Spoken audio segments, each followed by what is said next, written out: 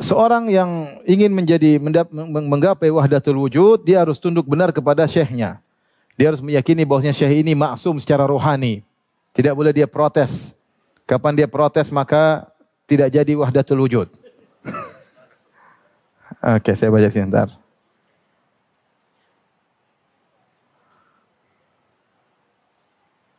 Ini halaman 305. Ada tugas-tugas syekh. Pertama, tugas syekh kepada muridnya yang mau sampai wahdatul wujud, pertama disuruh taubat. Taubat. Kemudian setelah itu disuruh baiat untuk tidak mengeluarkan rahasia-rahasia yang terjadi antara mereka.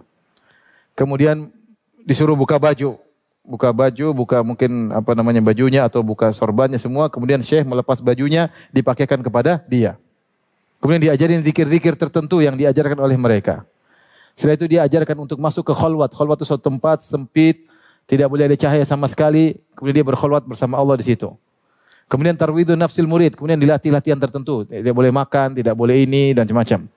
Kemudian terakhir pada tahapan berikutnya yaitu makomat. Bagaimana dia mencapai makom semakin naik sampai mencapai makom tertinggi wahdatul wujud.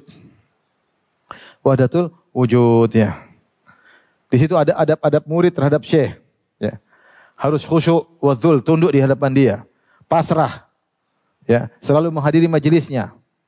Berusaha selalu melayani guru tersebut ya. Tidak boleh gurunya lebih dari satu, cukup satu. Kemudian adab batin kepada syekh.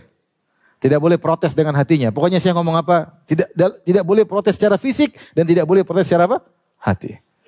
Meyakini syekh ini sempurna dari sisi rohaninya, dia sempurna, tidak ada salahnya. Kemudian harus benar-benar mencintainya, ya. Dan tidak boleh menyembunyikan rahasia kepada syekh, harus cerita. Setelah itu, ini adab terhadap syekh, dia mulai masuk dalam latihan untuk bisa jadi wahdatul wujud. Di antaranya melaparkan diri, harus lapar.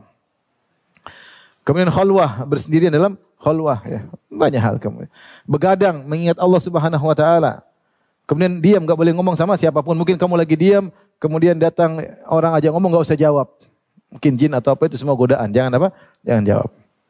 Saya punya kawan, saya tanya sama dia, "Kamu kok namakan anakmu tasawuf?" Kawan. Dulu kita ikut begitu saat masuk di kelambu kemudian tutup. Sehingga dia namakan anaknya dengan nama tasawuf. Karena dia pernah ikut tarekat begitu. Jadi masuk kelambu, kemudian tutup, enggak boleh ini, enggak boleh anu. Ya akhi subhanallah, tidak pernah diajarkan oleh Rasulullah sallallahu alaihi wasallam. Siapa yang lebih alim sih, Nabi atau mereka? Siapa yang lebih alim, yang lebih bertakwa, Abu Bakar, Umar atau mereka? Abu Bakar, Umar, Utsman, Ali tidak pernah menempuh cara-cara seperti ini. Kalau sudah begini percuma ente bicara dalil Al-Quran Sunnah semua dibuang. Mau jadi orang paling top caranya begini, selesai. Apa fungsinya syariat kalau begitu?